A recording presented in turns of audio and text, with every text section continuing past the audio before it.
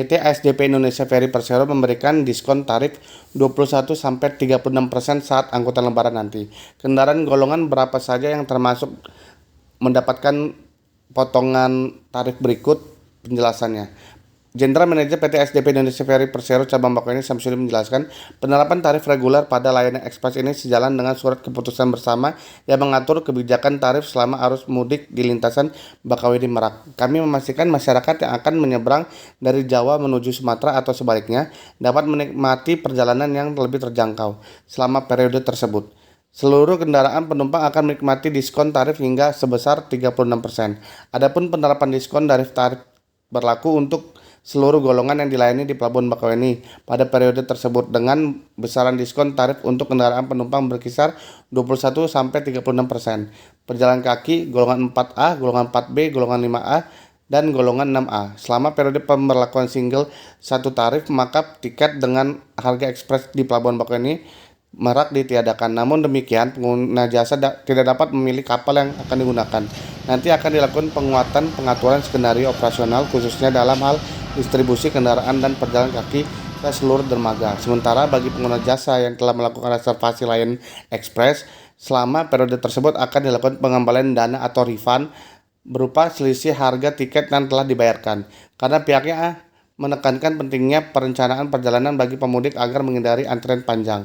Ia menegaskan pentingnya perencanaan perjalanan dengan membeli tiket lebih awal.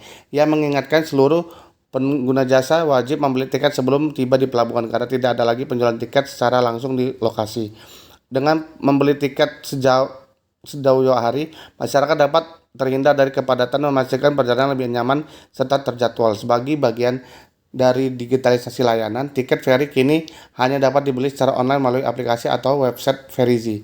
Tiket dapat dipesan mulai H-60 hingga H-1 sebelum keberangkatan sehingga pengguna jasa dapat lebih terencana dalam perjalanan mereka. Selain itu, pemudik juga diwajibkan untuk check-in sesuai jadwal guna menghindari kepadatan yang tidak perlu di area pelabuhan.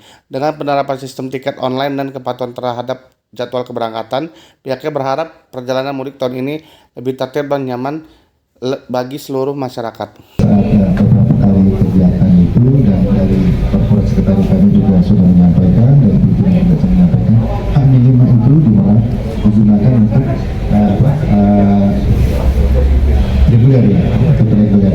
Untuk pemberlakuan di Bakauheni mohon waktu dalam waktu dekat ini akan saya sampaikan karena secara lisan secara tertulis kami belum dapat surat tersebut. Nanti setelah itu teman-teman media secepatnya saya kasih tahu.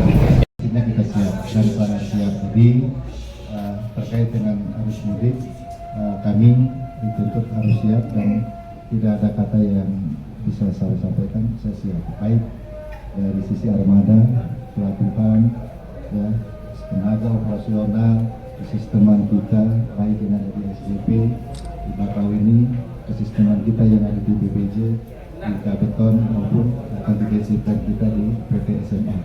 Dan mulai besok kami sudah siapkan, termasuk juga koordinasi kita. Saya sudah beberapa kali diundang rapat koordinasi baik dari Korlantas Mabes Polri, Dirlantas Polda Lampung, Dirlantas Polda Banten, rapat di Polres juga, dan rapat-rapat internal yang dilakukan di SDP maupun kemarin pada kita paparan kesiapan bersama seluruh urusan yang terlibat langsung di kantor gubernur oleh Pak Gubernur yang baru itu.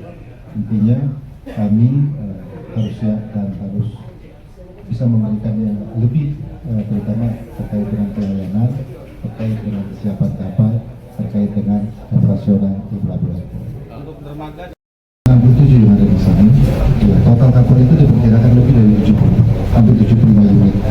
Jadi terdiri dari yang ada 47 kita dari SDB, sisanya di BPJ, di Wikabeton, di PT SMA. Secara armada kita cukup, kecuali ada kapal yang down, ada kapal yang perawatan, ada kapal yang karena ada kerusakan itu tidak operasi. Tapi apabila kapalnya siap, saya pastikan mereka siap untuk beroperasi.